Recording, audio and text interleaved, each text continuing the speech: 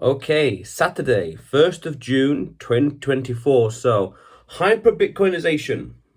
Now, in the Hall of Fame, so to speak, in the history of Bitcoin, there's this concept that emerged about 10 odd years ago about hyperbitcoinization, where it becomes ubiquitous in all aspects of life.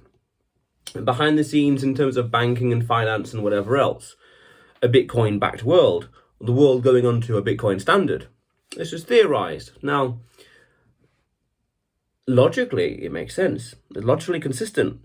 You follow the game theory, the patterns, the finance, the revolution, so to speak, the direction the world is going on, and it's very possible. But what does it even mean? What's it all about? So it's worth understanding that not everyone needs to understand, acknowledge, or even know Bitcoin exists for the world to go onto a Bitcoin standard. Because by the same logic, the whole world is on an internal combustionized, or the whole world is internal combustionized, or even HTTPSized world. All these technologies that are ubiquitous and standard all across the world, people don't understand them. People don't need to be aware of them. People don't need to know how a car works for people to benefit from having a car. People don't need to know how an engine works in order to own a car, use a car, drive a car, maintain a car, go to a garage, things like that. And the same principle can be applied for Bitcoin. People don't need to understand or be aware of Bitcoin in order to benefit from it. It's already happening.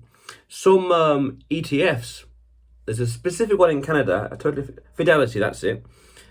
They have ETF, they have the Bitcoin exposure, they have one of the spot Bitcoin ETFs in one of their, I want to say retirement funds, some other ETF bundle they have somewhere else. It's already happening.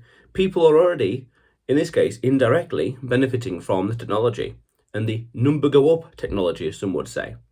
The game theory, the incentives to own this deflationary asset, it's happening. Now, also at the same time, not everyone needs to understand it, but who does need to understand it is the critical few. Not the critical mass, but the critical few. Those in the key decision-making positions, or those that have the influence, or those that have the technology or the awareness and understanding, the key decision makers in industries.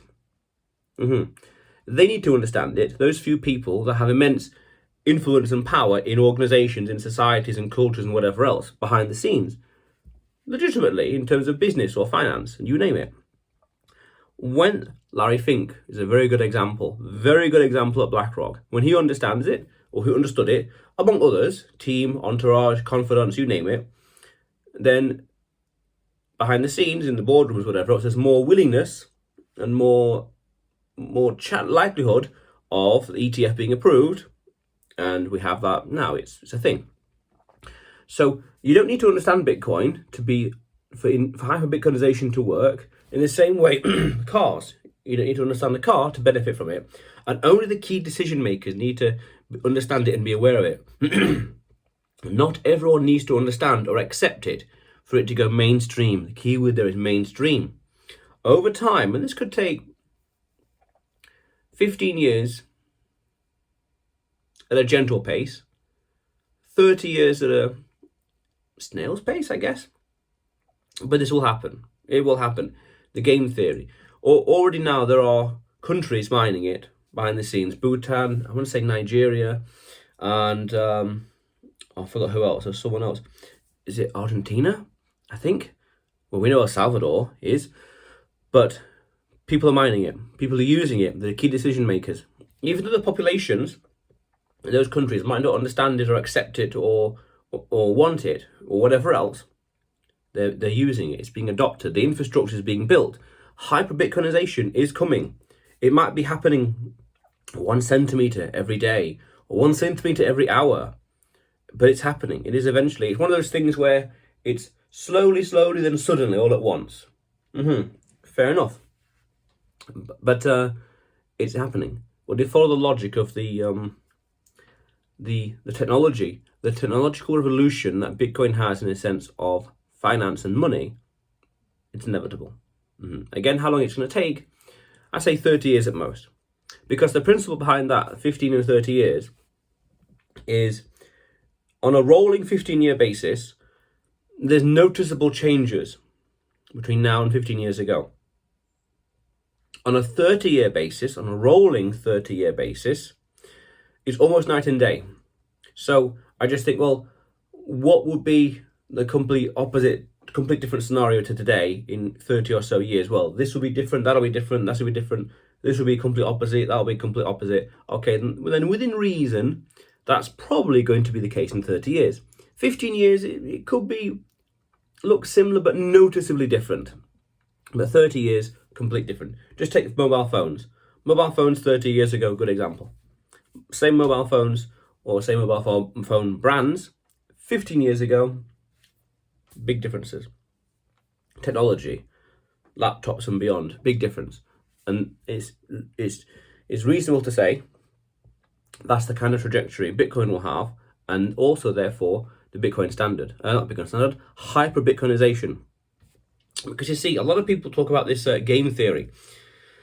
The game theory kicks in, where it's a positive feedback loop between the price going up, more users, more things being built, more layer 2s, 3s and 4s built on Bitcoin natively, like Lightning, Aqua, Liquid and beyond. And that also leads to more people mining it, because there's more infrastructure. It's easier to do things on Bitcoin. Also the price is going up, more adoption, more people mining it increases the hash rate, which means it becomes exponentially more and more secure. This is why 6 confirmations is so important. Once you get past that, it's low diminishing returns. 6 confirmations is just as good as 60 in terms of security on the blockchain. The higher the hash rate, the more secure it gets, the higher the price, because people are more willing to use it, to adopt it, to build on it, you name it, because it's more and more secure. And therefore, as adoption increases, so does the price. This is why some people say Bitcoin is designed to be attacked. Okay?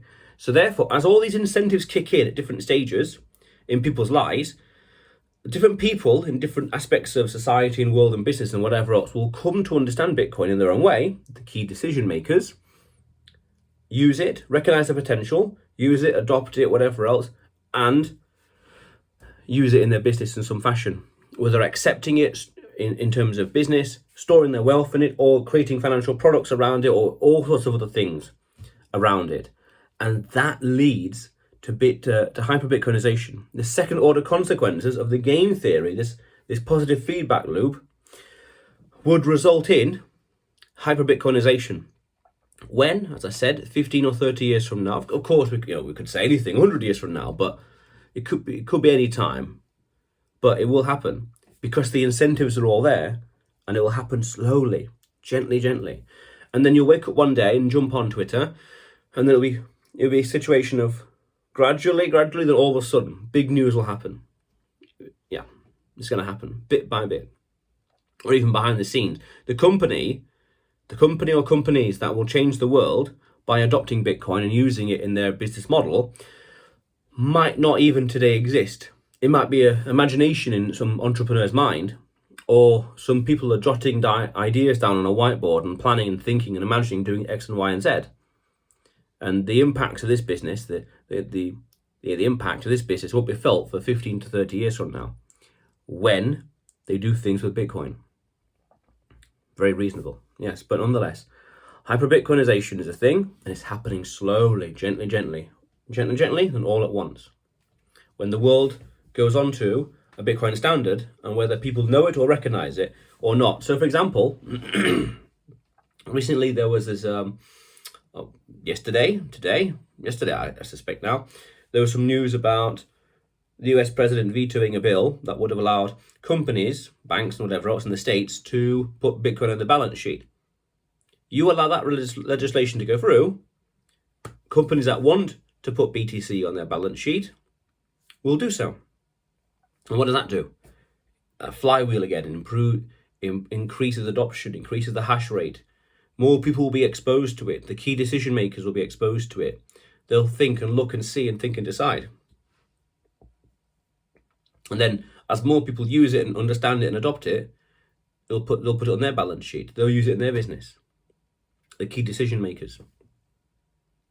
And the key decision makers drive everyone else in society along with them. Just how in the same way, you don't need to understand how a car works to use a car, to own a car, to drive somewhere, to benefit from it, or even to maintain it, give it to a garage, things like that. It's happening behind the scenes. There's a great quote: "The revolution will not be televised." True. Very, very true. But otherwise, you will see me tomorrow.